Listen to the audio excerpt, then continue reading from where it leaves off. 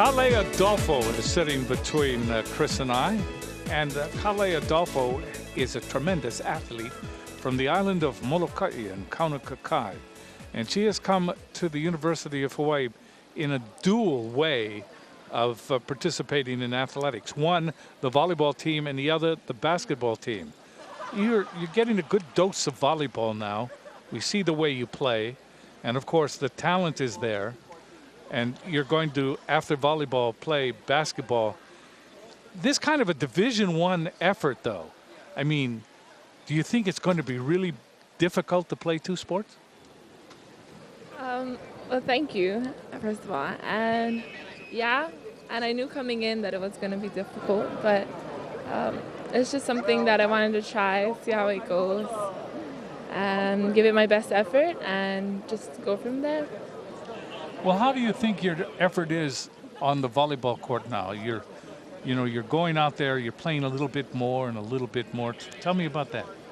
Well, any opportunity I get is just really big for me. I'm just trying to learn as much as possible in practice, and when I get to go in the game, just get used to the whole game side of it, the environment and the pressure and all that comes with the game situation. I'd like to hear about the head cover you had tonight. Yeah. And what Kanani said to you afterwards. That's a great cover. Everyone just kind of laughed and gave me a pat on my shoulder. Or a pat on your head. Yeah. I like the way you're moving at the net. I like your footwork so far. I like your hands above the net. I like the way you did a little tap down when you had the overpass. You tapped it down. We actually used it as one of our features tonight of how it works when the ball comes up and the block is right in front of you there and how you tap it down. So congratulations on making what I thought was a very mature move at the net. Thank you.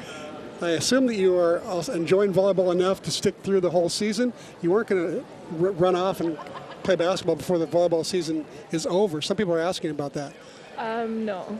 It's the plan right now is that I'm going to stay for the entire volleyball season and then go over into basketball. Okay, good. Well, I hope the volleyball season lasts a long time for you, with all due respect to basketball. Well, we enjoy watching you, and congratulations because you're using all of your appendages, especially your head tonight. And that's a special, they're going to call that the Adolpho.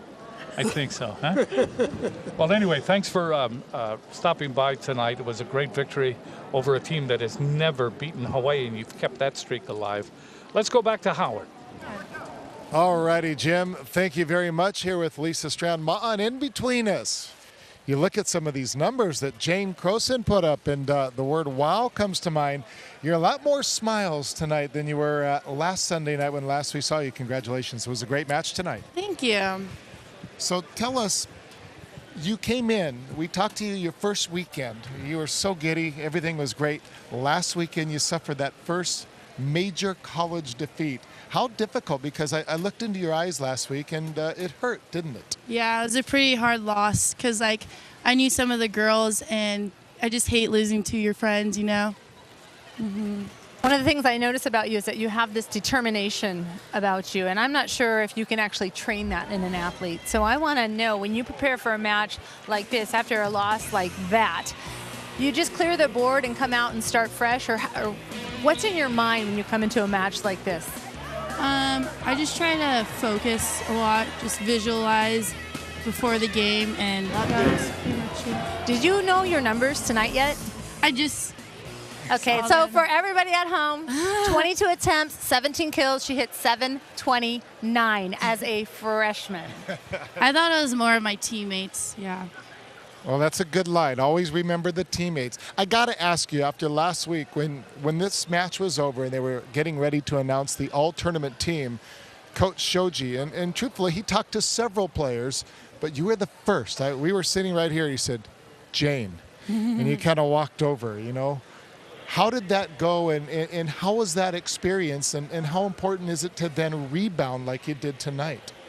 I thought, and when Dave told me, when we had that little chat, he said, I didn't do too bad, but I just have to work hard in practice and just bounce back and, leave it all on the court.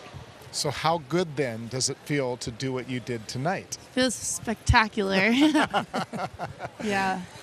And I have to ask you, In light of all this, we talked about this earlier in our pregame show, that you guys have to balance things. It's not just about a win tonight or a loss against UCLA. You're a student athlete first. And so that's huge. Right now, you guys had a short week. You've had 2 weekends back-to-back, long matches. Long Beach State, a thriller 5-game, and you come back and you play UCLA. You could have taken that match. Didn't happen, but you learn from losses. How are you adjusting to all this as a freshman and just the arena and everything? If you could use a couple of adjectives, could you share that with us? Well, I agree. We've been really busy, so like I just had to use my time wisely and make some sacrifices. And yeah, I thought like going in the transition from being to high school to college, it's just a lot harder. But when you have like teammates who've been through it, yeah, it helps out a lot. And one final question, getting used to the Hawaii culture, the food, the language, because you walked over and the first thing you looked at us and you went, how's it? I guess you're kind of settling in. Yeah, it's pretty cool to learn the lingo around here. But yeah. It's different. You look It's local, different. so you probably Oh. confuse people, right? Yeah. All right, well, congratulations again. Great match, Jane Croson. Congratulations to you. And we will be back. We have more to come here on the post-game show. Again, the Wahine taking care of business against Rice in 3 straight. You're watching the Wahine Volleyball post-game show on OC Sports on Oceanic Time Warner Cable.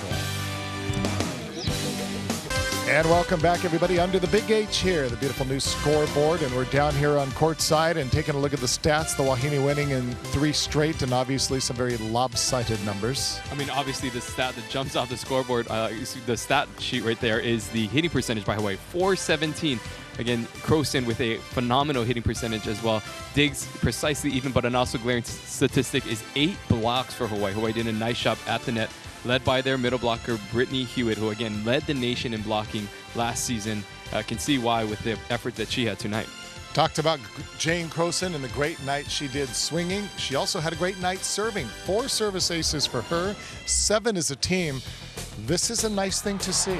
Well, this is really what got Rice into trouble. The Wahine really did a fabulous job putting pressure on Rice, whose offense, Nancy Cole, we highlighted in our opening, is the middle blocker, the 6'3" junior, their go-to girl, completely taken off. She hit 0 tonight, so give credit to the Wahine for very difficult serving tonight. And a lot of times it's great to have a serving team like Hawaii that mixes it up. You have some jump servers, you have some jump float servers, so it's good to have that in your repertoire, a variety of tough serves but that Hawaii has. And it's nice when you can combine the serve with a solid block. And tonight it was a good night at the net, too, defensively for the Wahine. And we're going to take a look at that. Let's talk about the Wahine block tonight.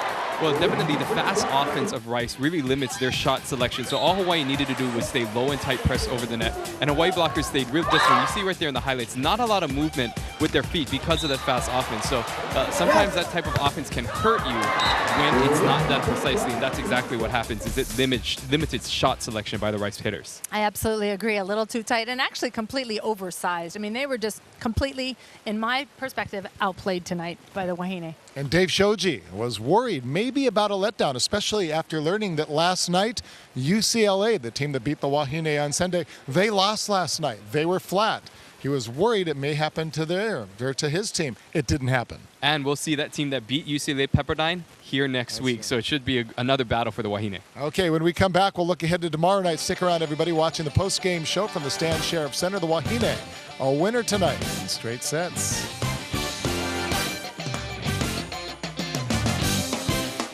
And one final time, a look at the set scores. Hawaii winning in 3 straight. Tomorrow, the Wahine going up against UOP Pacific. They lost in 3 straight to the Bearcats of Cincinnati. We talked about the tradition of Hawaii against Long Beach State last week and UCLA. Pacific is another team with great history and a lot of local ties. Well, great history. They go way back, but I'll tell you tonight, Pacific losing UOP in 3 straight.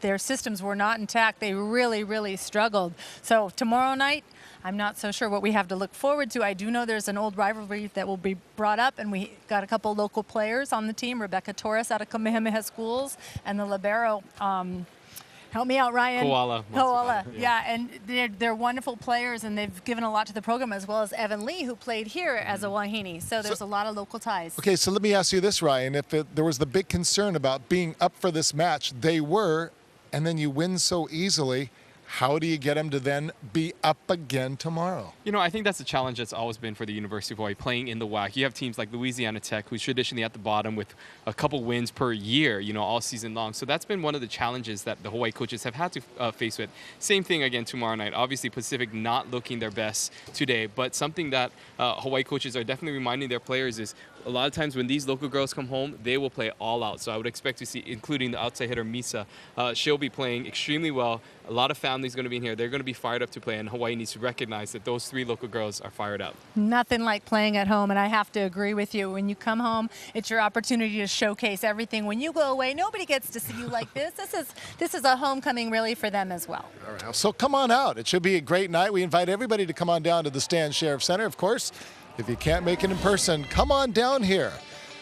Well, come to your living room and watch it right here on OC Sports. The first match at 5 p.m. Rice versus Cincinnati. Of course, the Bearcats with the coach from Hawaii, whom we heard from in the intermission of this game. And then match 2, Pacific versus the Wahine. Gets underway around about 7 o'clock. The post-game, or rather the pre-game show, about 20 minutes before that. See you guys back here again tomorrow. Have a great night. That wraps it up, everybody. We're once again the Wahine winning in 3 straight sets. Yeah, they had their hands in the air tonight as Rice was cooked rather easily for Ryan Suji. And I'm being laughed at by Lisa Strama'a for the corniest of lines. I'm Howard Deshevsky with Jim Leahy, Chris McLaughlin, and everybody here at OC Sports. Thanks for watching, everybody. This has been another presentation of OC Sports on Oceanic Time Warner Cable.